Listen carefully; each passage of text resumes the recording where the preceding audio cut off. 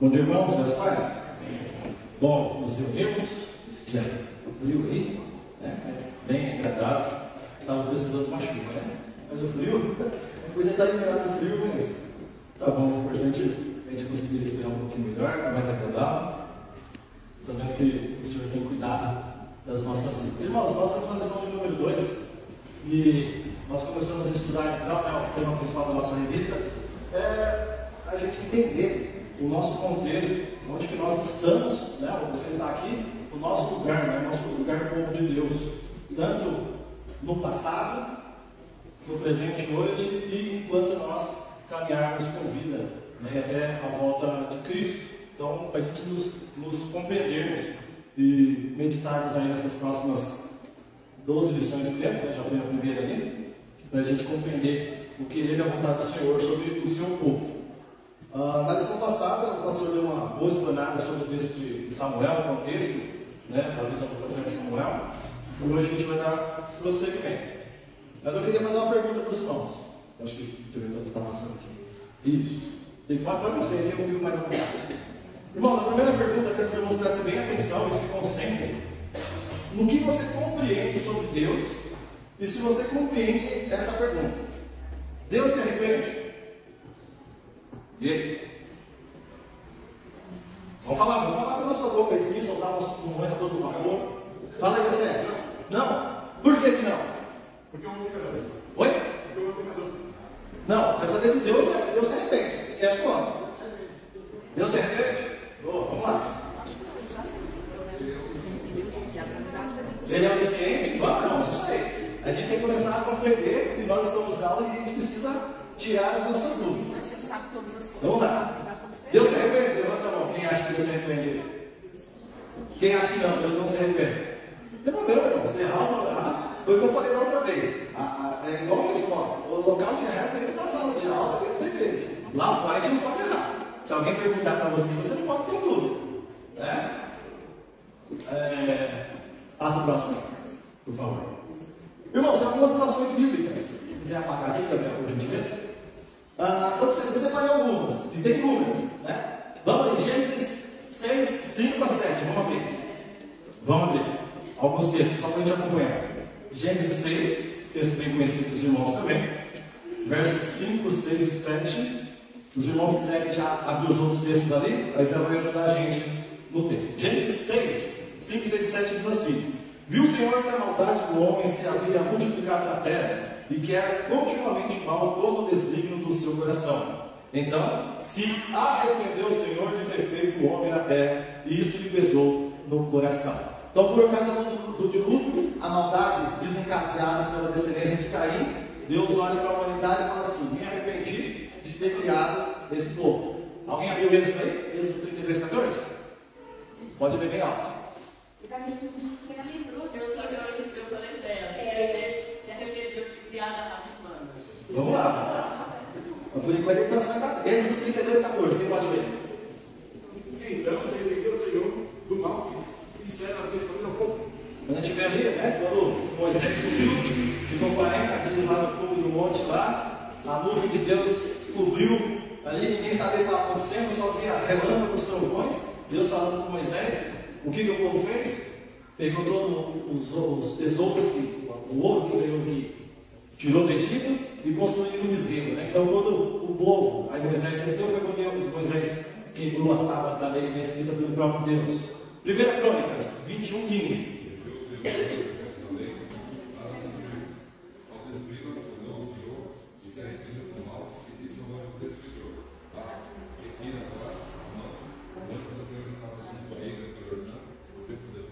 Pois é, né? Davi, o homem segundo o coração de Deus, fez algo que não agradou o coração do Senhor, e Deus, quando Davi fez o censo, né, Deus não queria que aquele censo tivesse, não era para Davi confiar nos números de guerreiro que ele tinha, no poder da nação de Israel, mas que ele tivesse o coração sempre firmado no Senhor. Então o Senhor coloca aí que estava a ponto de destruir, mas se arrependeu de destruir. Último, Jonas 3:10, quem pode ler para a gente? Viu Deus o que fizeram, como se converteram do seu mau caminho, e Deus se arrependeu do mal que tinha dito quando Jonas, o profeta Jonas, pegou na cidade de Nínive, Jonas queria que a cidade fosse salva? Não, né? Lembra disso. Então estava correndo de extremidade a outra. 40 dias vocês vão morrer, 40 dias vocês vão morrer. Ponto. Né? Então foi, arrepende-se que Deus vai salvar vocês. 40 dias vocês vão morrer. E quando aquele povo se quebrantou, reconheceu, colocaram o pano de saco, inclusive o rei, ficaram ali jejuando e orando, o Senhor se arrependeu. Agora volta a pergunta. Deus se arrepende, irmãos? Não. Vamos lá, isso aí, agora gostei, hein? Gostei. Depende, eu acho que assim, nesse sentido que está dizendo, arrependimento, eu acho que no fundo é mudança que ele quer do ser humano, porque eu acredito que o arrependimento é um sentimento humano e não divino. Então não tem como Deus se arrepender. Eu acho que a questão é, tipo assim, na realidade, quando Deus fala que ele se arrepende, ele queria que as pessoas tivessem uma mudança. Então, nesse sentido, ele fala em arrependimento, mudança. Não a palavra arrependimento de ter feito coisa errada. Isso. Porque Deus não erra. Tem que ter essa convicção, irmãos. Passa o vídeo para nós. Separei o vídeo, irmãos. Já trouxe várias vezes esse vídeo aí, não precisa soltar não, só um minutinho. Do pastor Nicodemus, aquela pergunta na frente, que ele responde em 2, 3 minutos inúmeras perguntas. E eu quero que os irmãos prestem bem atenção na explicação dele sobre esse tema. Tá? Então, e depois a gente vai dar prosseguimento à nossa aula aí. Pode aumentar o som e dar um play.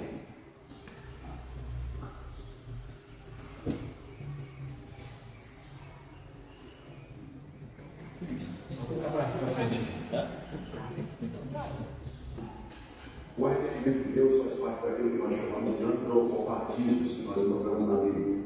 Existem os antropomorfismos, que são declarações ou expressões na Bíblia de Deus, como se ele fosse um homem, tipo assim, os olhos de Deus estão em todo lugar, a mão do Senhor não está encolhida para que não possa salvar, o braço do Senhor está estendido para ajudar os seus servos. É claro que Deus não tem olhos, Deus não tem mão e Deus também não tem braços, mas a Bíblia se refere a Deus numa linguagem humana para transmitir conceitos para nós que seriam intransmissíveis se não for essa linguagem antropomórfica, que significa a semelhança ou a forma do homem. Da mesma maneira que a Bíblia se dirige a Deus como se ele fosse um homem, com um corpo, com órgãos e membros, também a Bíblia se refere a Deus como tendo paixões humanas, ou sentimentos humanos, do tipo assim, Deus se entristeceu profundamente, a ira de Deus se acendeu, e entre elas, entre esses sentimentos, está também a questão do arrependimento. Deus se arrependeu e defendeu. Ora, a Bíblia nos ensina que Deus é eterno, Deus é imutável no seu ser, na sua sabedoria, e naturalmente Deus sendo onisciente, onipresente e onipotente, ele, é claro que ele conhece todas as coisas, na verdade as coisas existem por decreto dele, nada é de surpresa. Então, quando a Bíblia diz que Deus se arrependeu, ela está usando uma linguagem para dizer que Deus está mudando de ação, está mudando de curso. E Deus está tratando o homem agora à luz daquela nova situação. É Deus como que entrando na história do homem e acompanhando o homem no tempo e no espaço, interagindo com o homem como se fosse um deles. Ele, na sua glória, desce até nós e nos trata e se relaciona conosco como se ele pudesse se arrepender, como ele se entristecesse conosco, ou como ele sentisse profundo desprezo e ódio pelas coisas erradas e assim por diante. Na verdade, a natureza santa de Deus, imutável de Deus, ela reage a todo esse tipo de coisas. Mas para que nós possamos ao menos ter uma ideia de como isso acontece a Deus, a Bíblia usa essa linguagem antropopática, ou seja, a semelhança dos sentimentos humanos. Mas é claro, nada que a Bíblia surpresa. Eu estou lembrando agora do caso de Saúl, lá nos livros históricos do Antigo Testamento, no mesmo capítulo, onde se diz assim, Deus diz a Samuel: eu estou arrependido de ter colocado Saúl como rei. Alguns versículos mais adiante está dizendo, porque o Deus de Israel não é homem para quem se arrependa. Não é homem para quem se arrependa. Então nós temos que lidar com essas duas linhas de informação. Ou seja, o nosso Deus ele é onisciente e, portanto, imutável no seu ser, mas ao mesmo tempo, ao falar conosco, ao se relacionar conosco, ele age como se fosse de nós, para que nós possamos compreender e nos relacionar intimamente com ele.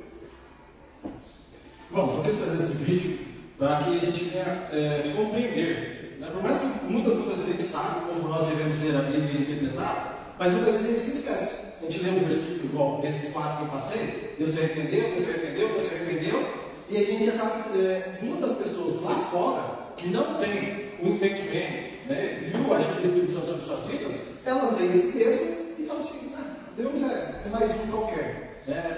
Então ele fala. Então, quando a gente coloca lá fora, muitas pessoas, elas até falam assim, a Bíblia, o livro bonito, de vez em quando dá um afago no coração, mas a pessoa não leva aquilo como regra de fé e prática. Porque, Deus se arrepende, então Deus é falho. Que Deus é esse que fala que amor vai se ira? Né? Ou Deus que deixa crianças morrerem, pessoas que muito boas na vida sofrerem algum tipo de doença? Isso é a falta de compreensão correta da palavra de Deus. Então, esse texto aí, pode colocar lá no jeito do Gabriel. Volta aí. Isso, deixa aí. O que é importante, irmãos? Lembrarmos, a Bíblia foi escrita por homens. Nesses 1.300 anos, quase 1.500 anos que foi escrita a Bíblia, 40 personagens, tanto conhecidos como desconhecidos, escreveram, ungidos e instruídos pelo Senhor. Certo? Se a pessoa que escreveu, vamos pegar Moisés no começo, estava até conversando com o nosso pastor há um tempo atrás aí. Quando o povo saiu do Egito, eles tinham lei? Não tinha nenhuma lei. Eles não conheciam nada. Moisés foi escrevendo pela ação do Senhor para aquele povo. Todos os preceitos, mandamentos que o Senhor queria. Era um povo que só conhecia a escravidão. Só conhecia a questão de obedecer à voz de Faraó. Muitas vezes a gente acha que o povo sabia o que eram os mandamentos. Eles tinham o conhecimento de Deus, que foi passado desde os seus antepassados, mas não tinha nenhuma questão sistemática de lei. Né? Então, não existia o Gênesis, Êxodo, Deuteronômio, Levítico, Número, não existia nada disso. Foi Moisés que escreveu. Aí sim foi se norteando, né? a religião, né, judaica, o povo de Israel, por meio desses preceitos que Deus foi determinando e seu povo foi escrevendo, né? Seu servo foi registrando. Mas se Deus fosse, se Moisés fosse falar somente aquilo que Deus falou aos seus ouvidos, muito provavelmente nós não iríamos compreender nada. Então, colocar sentimentos humanos, né, Deus permitiu para que nós entendêssemos. Porque senão seria um monte de extraterrestres, nós não entendemos de ponta a ponta. Porque seria muito difícil a compreensão se Deus não colocasse sentimentos humanos dentro da Bíblia. Então, por isso que é importante, irmãos, quando formos ler, né, nós compreendermos esse ponto. Porque senão chega ali, Deus de repente, fica com aquela interrogação na cabeça ali, e você sai com mais dúvida. Qual que é o sinal de interrogação aí? Né? Você fica com mais dúvida do que quando você abre a Bíblia. Então, por isso que quando vamos abrir a Bíblia, o que temos que fazer? Pedir a direção de Deus, né? Então vamos baixar nossa versão, Bom Senhor e Pai, obrigado, Deus. Obrigado porque o Senhor tem nos escolhido, o Senhor tem nos chamado para a tua presença, Pai. E principalmente, Deus, o amor do Senhor tem se renovado, Pai, sobre nossas vidas, por meio de Cristo Jesus, Deus. Que viemos amar o Senhor sobre todas as coisas. E, ó Pai, ao meditar na tua palavra, que o seu Santo Espírito unja, Deus, as nossas mentes, o nosso coração, para que venhamos compreender o querer e a vontade do Senhor, Deus. Os textos, ó Pai, que muitas vezes parecem fáceis, que o Senhor continue falando nos nossos corações, mas naqueles que nós não compreendemos, ó Deus, pela nossa limitação, que o seu Santo Espírito continue conduzindo as nossas vidas, ó Pai. Que venhamos continuar crescendo também em conhecimento, sabedoria, graça do Senhor, e assim, ó Pai, estamos preparados, Deus, para anunciar o Senhor em qualquer momento das nossas vidas e trazer, ó Pai, o seu Evangelho àquelas pessoas, ó Pai, que nos servem e que não conhecem o Senhor, Deus. Nos ajuda, Pai, como igreja, a servir ao Senhor com alegria, com dedicação, Pai, e sempre com zelo, Pai, na tua obra. Que venhamos fazer tudo com amor ao Senhor, temor e temor à tua presença, Pai. Obrigado pela vida da nossa igreja, obrigado, Pai, por cada irmão que está aqui nessa manhã, desde os nossos pequeninos, ó Deus, até o mais ancião, que venhamos juntos, ó Pai, crescer no conhecimento do Senhor, Pai, nessa jornada tão impressionante de nossas vidas, que é a nossa carreira na fé, Pai. Continue falando conosco, é o que pedimos e oramos por Jesus. Amém. Bom, então a gente precisa, né? Entender e compreender a palavra de Deus. Tem um texto ali, Tiago. Toda boa dádiva, todo o dom perfeito são lá do alto, descendo do Pai das luzes, em quem não pode existir, né? Sombra até falta uma. Variação ou sombra de mudança, que eu peguei outra versão. Então, irmãos, Deus, ele é imutável. Então, Deus se arrepende? Não. Bom, essa é a resposta. Deus nunca irá se arrepender. Coloca o sentimento humano, né? A maldade, né, sobressaiu, vou destruir todo mundo, mas sempre o Senhor tinha, desde quando ele colocou o homem lá no paraíso, o homem pecou e já tinha seus planos perfeitos. Fala. Então Deus não se arrepende, né? Mas que ele anda bem chateado com a humanidade e sair de certeza. Com certeza, se não fosse pela graça dele, nós não saímos aqui, né? Por isso que quando Deus olha para nós e olha para a humanidade, quando Deus olha para nós, e se ele enxergasse somente a nossa iniquidade, o nosso pecado, seria igual a Ananias e Safira, né? A gente iria entrar naquela porta ali, seríamos consumados lá, o fogo ia descer. Se Deus não olhasse para nós e não enxergasse Cristo na nossa vida, o sangue dele, aí essa é a graça e a misericórdia. Então, por mais que Deus possa estar chateado, mas Ele olha para nós e Ele está satisfeito, porque Cristo cumpriu aquilo que foi determinado por Ele e cumpriu até a morte e morte de cruz. Fala.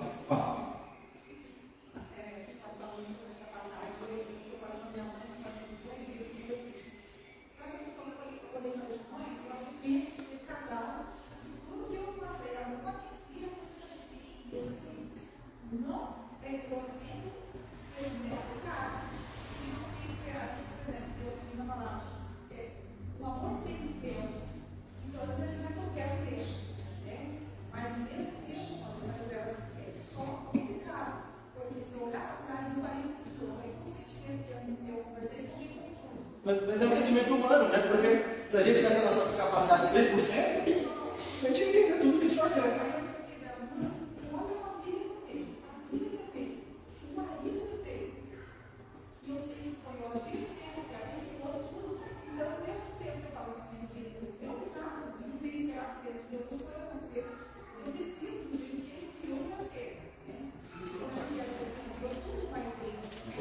A gente quer atropelar, né? Dar o nosso jeitinho, muitas vezes a gente quer fazer a nossa vontade prevalecer.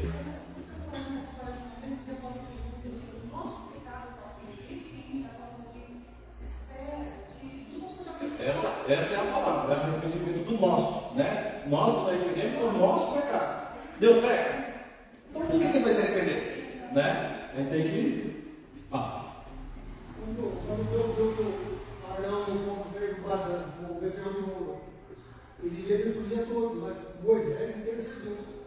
Quando arrependimento de Deus ali foi, ele construiu a raça humana, a ponta ele destruiu todos os raças de Moisés. Alguém tem que sobrar com Moisés, né? Ele intercedeu. Irmãos, algumas pessoas têm lá na Bíblia, no meu ponto de vista particular, é falta de discernimento. A pessoa lê outra coisa na Bíblia e ela pelo lado dela. Então, mas aí quem dá o discernimento? Deus dá o discernimento. Então, por isso que uma pessoa lá fora, ela vai ler a Bíblia como um livro qualquer, né? Como qualquer tantos outros ali. Eu gostava muito de assistir o programa do Jô Soares à noite. O cara foi uma das mentes mais brilhantes que a gente teve nos nossos dias atuais. Ele lia a Bíblia e chegava um pastor lá que tentava debater com ele, ele ia lá, torcia tudo, deturpava conforme queria a vontade dele. Ele conseguia não, porque tinha conhecimento, mas não tinha discernimento.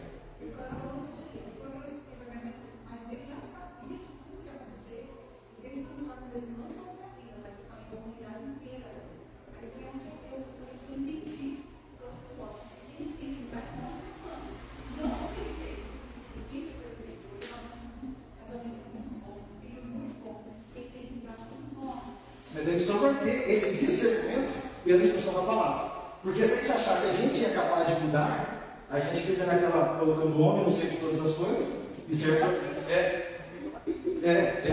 Ficava virando uma idolatria. Né? E o mundo lá fora assim. Acha que eles podem mudar por si só. Né? Recapitulou aí, irmãos. 3 anos atrás, pandemia, a humanidade vai mudar. Não mudou nada. Ficou pior ainda e vai continuar pior porque a palavra fala. O mundo jaz no maligno. Os dias serão maus.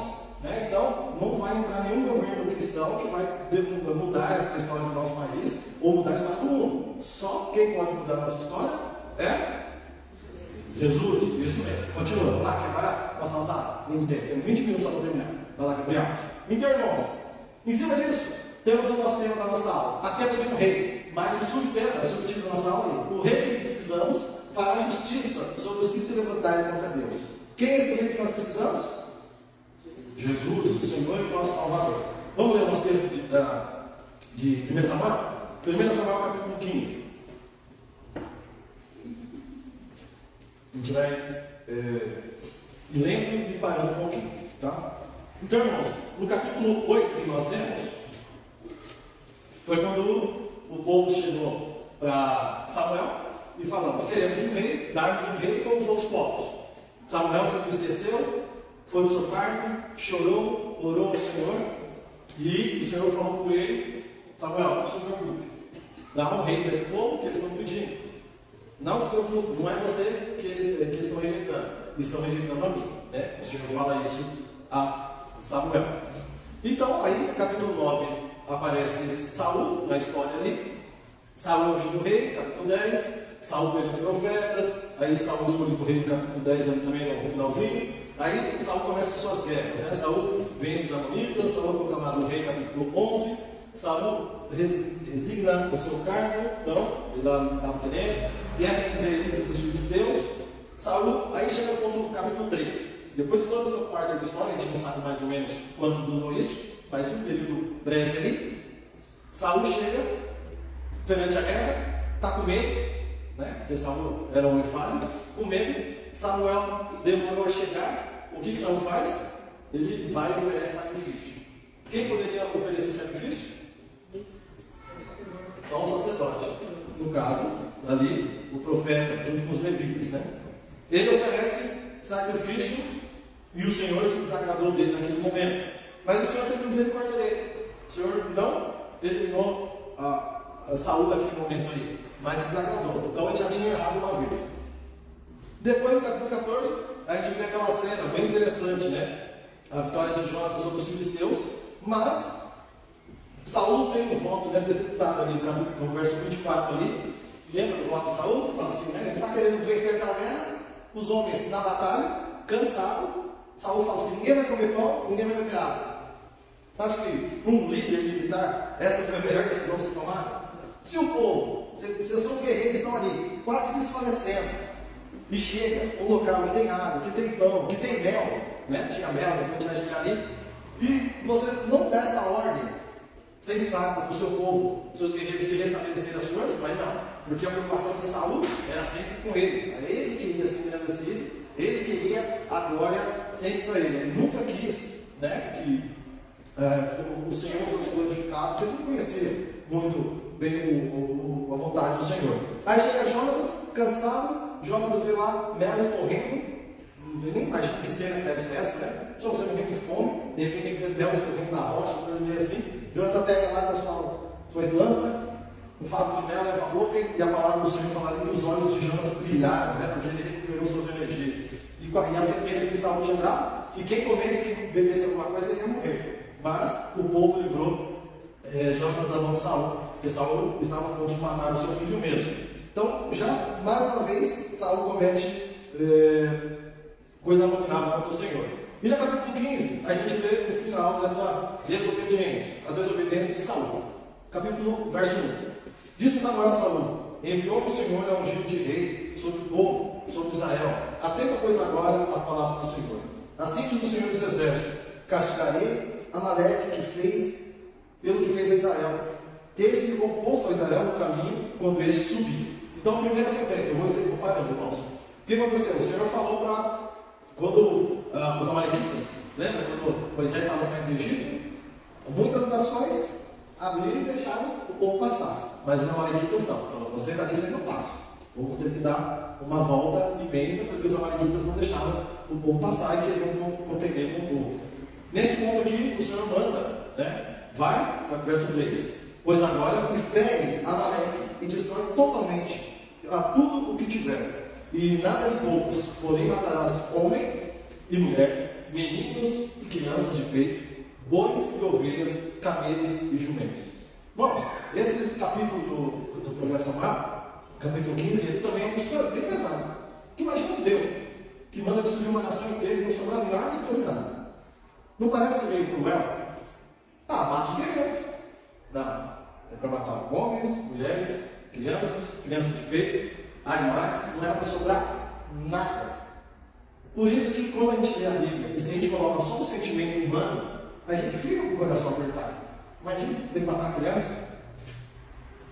Isso aí, quando a gente chegar no céu, quando conversar com Deus, a gente não vai conseguir encontrar a resposta, né, que vai satisfazer o nosso coração, a não ser que era a vontade do Senhor, o Senhor tinha um plano, ele teve um plano e se cumpriu, né, por meio de Cristo.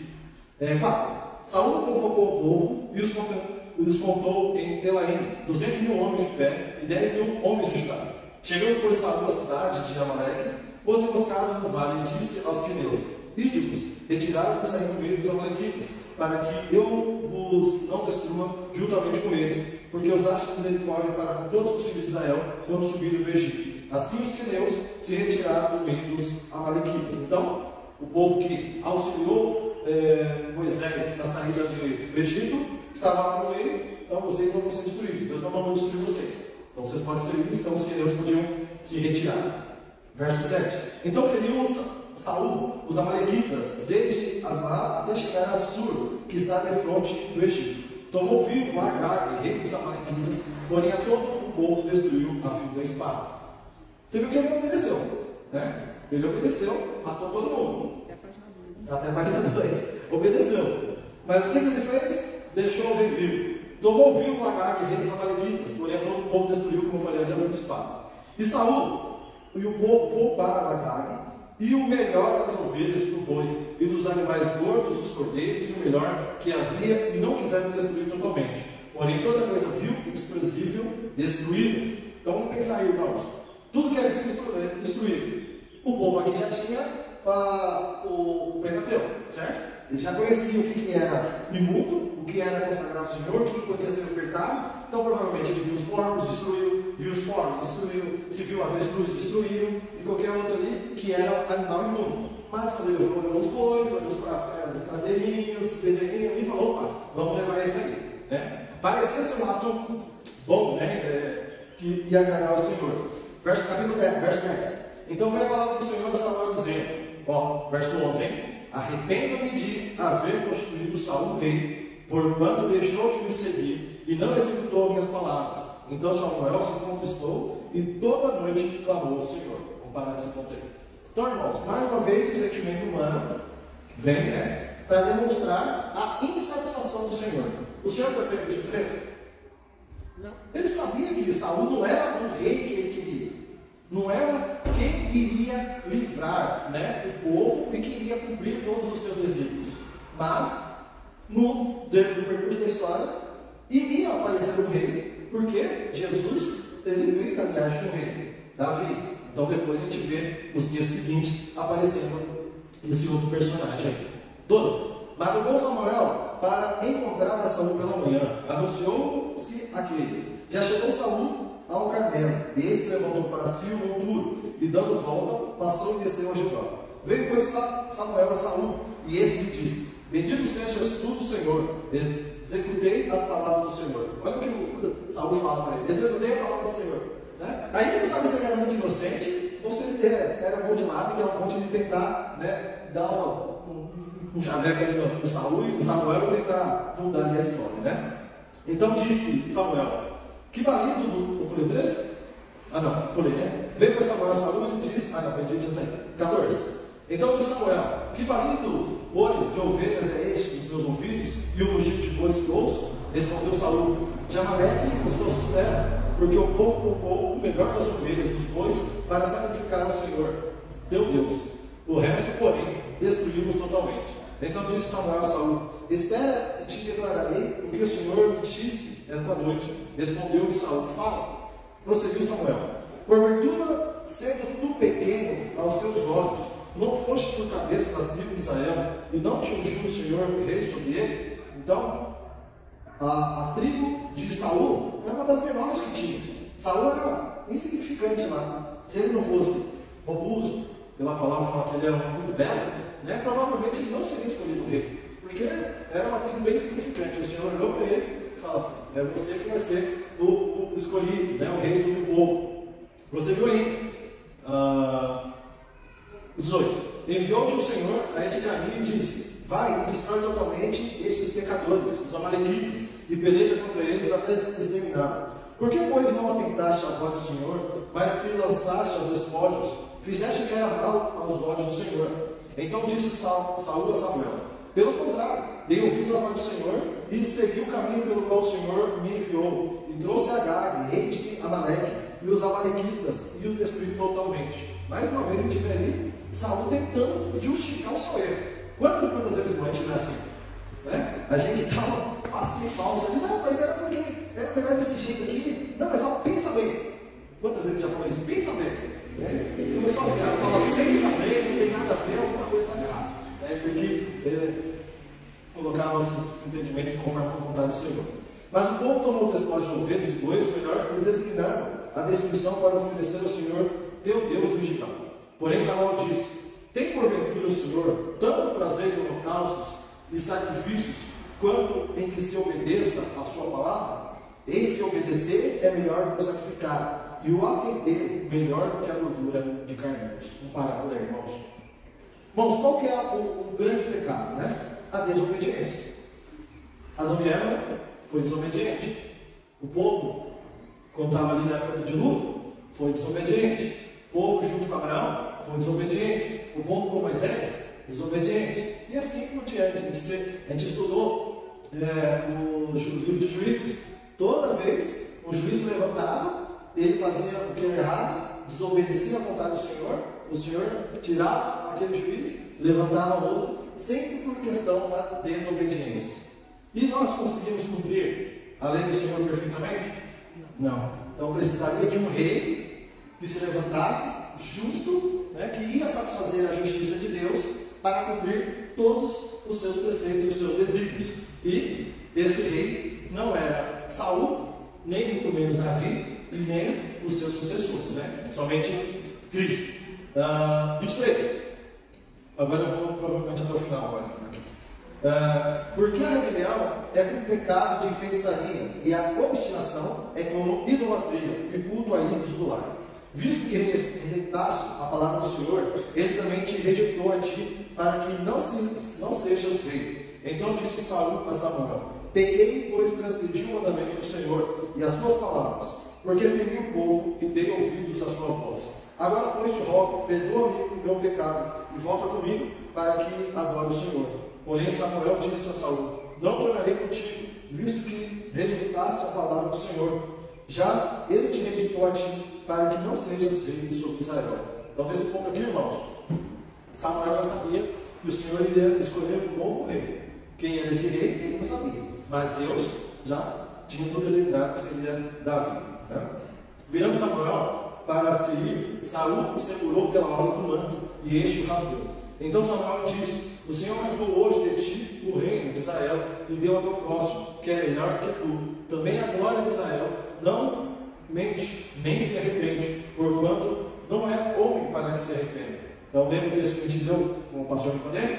Então, no verso 11, quando fala que o homem Deus se arrependeu, no verso 29, o Senhor já coloca ali que ele não é homem para se arrepender. Então disse Saul: pequei, honra-me, porém, agora diante dos anciãos do meu povo e diante de Israel, e volta comigo para que adore ao Senhor teu Deus. Então Samuel seguiu a Saul e este adorou o Senhor. Irmãos, a gente percebe aí, né, até nessas últimas palavras de Saul, em nenhum momento ele estava preocupado. Ele falou: pequei contra o Senhor, fiz o que era mal, beleza. Mas o que ele queria? Honra, né? Ele queria esse destaque. Não, destruiu, fez aquilo que o Senhor queria, destruiu totalmente o povo amalequita, mas ele queria agora crescer. Ele queria mostrar para o povo que ele era escolhido do Senhor e queria continuar fazendo, né, as guerras, lutando pelo povo, mas com a sua própria glória, com a sua própria honra. Então o Senhor já tinha rasgado isso na vida dele. O que aconteceu então com o rei Agag, irmãos? Disse Samuel: trazei-me aqui Agag, rei dos amalequitas. Agag veio a ele com um fiante e disse: certamente já se foi a amargura da morte. Disse, porém, Samuel: assim como a tua espada desfilhou mulheres, assim desfilhada ficará a tua mãe entre as mulheres. E Samuel despedaçou Agag perante o Senhor em Gilgal. Então Samuel se foi a Ramá, e Saul subiu à sua casa, a Gibeá de Saul. Nunca mais viu Samuel a Saul, até o dia da sua morte. Porém, tinha pena de Saul. O Senhor se arrependeu de haver constituído Saul rei sobre Israel. Então, irmãos, tem uma narrativa aí muito forte e o ponto que o Senhor se desgosta, né, das atitudes de Saul. E quando a gente vê ali Samuel, imagina o profeta, né, irmãos? Ele pegar uma espada e despedaçar um rei e enviar por toda parte. Falar: ó, tivesse obedecido, teria ficado lá no vale, lá, não teria aparecido corpo nenhum ali, né? Então, obedecer, irmãos, a gente precisa compreender. Passa aí, Gabriel, por favor. Acho que João 6,38. Porque eu desci do céu, não para fazer a minha própria vontade, e sim a vontade daquele que me enviou. Então, o Senhor Jesus, desde quando ele pisou nessa terra, ele sabia que não era a vontade dele, Porque muitas vezes o que ele diz, né, principalmente no Getsemane lá, faça de mim esse cálice, se for possível, mas que seja feita a tua vontade. Né? O Senhor, ele sempre colocou em Éfeso o maior modelo. Paulo ele coloca, né, seja meus imitadores como eu sou de Cristo. Muitas vezes, muitos líderes querem que os outros só o seguinte, mas ele não é imitador de Cristo. Né? Então, se o líder ele não é imitador de Cristo, a gente tem que deixar fora, né? Ignorar e falar. Porque muitas vezes a pessoa prega, fala coisas boas, mas não vive. Então não adianta nada, né? A gente precisa obedecer. Mas também, se a gente colocar a régua lá em cima, ninguém vai ser capaz de nada, né? A gente tem que entender que todos que estão à frente ali são pecadores. Pastor, presbítero, diácono, líder, falando. Você está falando isso da sua garra, né? Aí a Leila fez uma pergunta essa semana, e tudo que eu não sei falar, eu pergunto do pastor, porque tem muita coisa que eu não sei responder mesmo, né? A gente estava lendo um texto essa semana e a gente estava falando, né? Que Deus se falando assim, o certo de Deus e matou, foi para a guerra e matou lá. Aí ela falou assim, mãe, mas não é pecado matar os outros? Por que ele é o certo de Deus e na Bíblia podia matar e agora não pode? A gente matar os outros é pecado. Na Bíblia, né, os gays saíram e matavam. Lembrei, eu estava falando, a gente estava estudando sobre Davi e Golias, né? Que Deus escolheu Davi para lutar contra Golias, né? E aí fala que depois que Golias caiu no chão, Davi pegou a espada de Golias e desceu a cabeça dele e falou assim, mas por que não era pecado? Por que Davi pode matar Golias? Não é pecado matar os outros? Porque depois pergunta para o pastor. Isso, né? E a gente vai ler a Bíblia e depois se confunde com aquela gente, faz uma pergunta para ver. Por isso que tem que ler mais que eles. A gente tem que estar mais preparado que eles. Difícil, aí tem que levar o contexto, né? Porque a Bíblia tem um contexto histórico, né? Então a gente tem que relatar. Tudo que na Bíblia serve nos dias de hoje? Sim. Tudo que está na Bíblia tem que ser aplicado no dia de hoje? Não. Né? Antes era dente por dente, olho por olho. Não, o Senhor Jesus falou, se o seu inimigo deu um tapa na sua cara, fica agora. Então mudou-se esse ponto e esse contexto. Agora, mas naquela época era permitido pelo Senhor. Até crianças, né? Imagina se ela pegar esse texto aqui e manda matar a criança, bebezinho de peito, né? É difícil, irmãos. Por isso que a gente tem que ler sempre a palavra de Deus com muita sabedoria. No rádio nosso tempo está acabando. Bem rapidinho, tem que estar com o nosso tempo bem curto. As três coisas de Deus tem adoração, fidelidade e obediência. Então o pessoal tem que saber o discernimento do Novo Testamento, do Velho Testamento. O Novo Testamento eu não dou muito, mas não dou lei. Sim, pela graça, né? A gente vive o momento da graça. E aí, esse discernimento para poder encontrar a pessoa, o versículo que ela leu ali, igual o núcleo lá, a rei para nós, que não sabemos se discernir aquela passagem, e Filipe discerniu para ele. Exatamente. Por isso que o Senhor tem levantado, né? Serve dele também, nós, né? E tantos outros parados lá fora aí, para que venhamos falar com firmeza sobre as suas palavras, né? Irmãos, eu vou pegar alguns textos aí falando sobre obediência. Bem rapidinho, eu vou estar lendo para os irmãos, tem inúmeros textos que falam sobre obediência. Filipenses 2, 8 diz ali: e sendo encontrado em forma humana, humilhou-se a si mesmo e foi obediente até a morte de cruz. Então o Senhor sempre requer de nós obediência. E temos o nosso exemplo maior que é Cristo. 2 Coríntios 2, verso 9: eu lhe escrevi como propósito saber se vocês seriam aprovados, isto é, se seriam obedientes em tudo. Então Paulo escreveu aos Coríntios, mostrando para aquela igreja que eles precisariam ser, né, obreiros aprovados, certos, tementes e obedientes ao Senhor, e em tudo, né, irmãos? Olha lá, não é obediente por parte, porque obediente por parte é obediência. Obedecer só aquilo que me convém? Não. O Senhor quer que nós obedecemos Ele em tudo. 1 Pedro 1,14: como filhos obedientes, não se deixem amoldar pelos maus desejos de outrora, quando viviam na ignorância. Então, irmãos, viver na desobediência é quando a gente não tinha conhecimento, ou viver na ignorância. Então, não tem conhecimento da lei, ok. Mas no momento que nós conhecemos, sabemos o que é a vontade do Senhor e não fazemos, né? Nesses últimos meses aí, o que o nosso pastor tem falado sobre a consagração no dia do Senhor. Quantas e quantas vezes temos sido negligentes no dia do Senhor? Irmãos, eu já falei mais de uma vez aqui, não vou criticar, mas eu tenho o meu posicionamento. Tem pessoas que acham que dia do Senhor é dia de fazer festa, dia de se casar. E quando a gente vai ver, é por uma questão de lei. Porque quando você casar, quantos dias você tem de folga? 5. Então, você casa no domingo, você tem segunda, terça, quarta, quinta e sexta, sábado e domingo. Estão casando no domingo por conveniência, não é porque vão fazer um culto de adoração ao Senhor. Então, olha como que o mundo está, Né? Então, é melhor casar antes, né? Porque vai casar diante do Senhor. E isso em outros casos, né, irmãos? Então, e não é questão de ignorância, porque a gente sabe. O Senhor ele coloca ali, ó, te dei 6 dias, trabalha, desfrute, mas no dia do Senhor é o dia de se consagrar a Ele. Muitas vezes ele prefere fazer outras coisas. Tito capítulo 3, verso 1. Lembra a todos que se sujeitem aos governantes e às autoridades, sejam obedientes, estejam sempre prontos a fazer tudo o que é bom. Vamos lá, mais uma vez o Senhor falou sobre a questão das autoridades também, né? Temos que ser obedientes às autoridades, mas fazer tudo o que é bom agradar ao Senhor. Lucas, só, você tem que não terminou ainda, hein? Lucas 2,51. Então foi com eles para Nazaré, e era desobediente. Sua mãe, porém, guardava todas as coisas do seu coração. Então eu comecei com Jesus, terminei com a palavra de Jesus ali. Mesmo pequenino, ele era obediente à vontade de sua mãe, né? E ao Senhor também. Tem algumas questões de desobediência, irmãos, para finalizar. Vamos lá. Não vou ler todos não. Colossenses 3:6. E por causa dessas coisas que vem a ira de Deus sobre os que vivem a desobediência. Então quem é obediente tem as bênçãos do Senhor, os desobedientes também têm, né, o castigo de Deus. Então Deus não é injusto, irmãos. Ele coloca aquilo que Ele quer e aquilo que Ele não quer. Ser desobediente à vontade dEle, nós iremos escolher, né, o peso da nossa transgressão. Hebreus 2:2 ali. Depois os irmãos quiserem ler os outros ali, Efésios 5:6, 2 Coríntios 10:6, Hebreus 4:11, mas Hebreus 2:2 diz assim: porque se a mensagem transmitida por anjos provou sua firmeza e a toda transgressão e desobediência recebeu a devida punição. Então, irmãos, não existe pecado que não será punido. Então, nós só temos aqui hoje pela graça e misericórdia do Senhor Jesus, Deus sobre nossas vidas.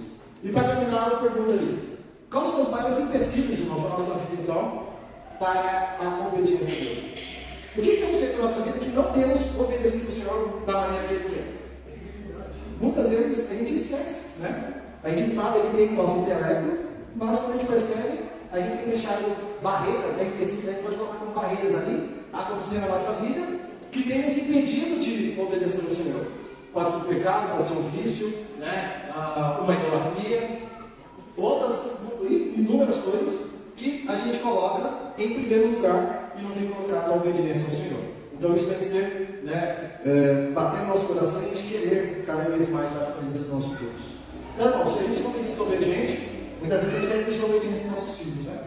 Mas será que tem sido obediente a Deus como Ele quer? Somos à vontade? Bom, Deus abençoe. Fortaleça, acho que não tem mais caminho, né? Então, nos abençoe e que venhamos crescer, né? E buscaria agradecer ao Senhor, porque se não fosse Cristo nas nossas vidas, né? Se não fosse Ele, no momento da história, enviar Cristo nesse mundo para ser obediente e satisfazer a sua vontade, certamente nós não estaríamos aqui reunidos em torno da palavra, agradecendo ao nosso Deus pela sua bondade e misericórdia. Vamos ter todos um bom domingo e devemos descansar, preparar para o culto da noite, louvando e agradecendo o nome do nosso Senhor.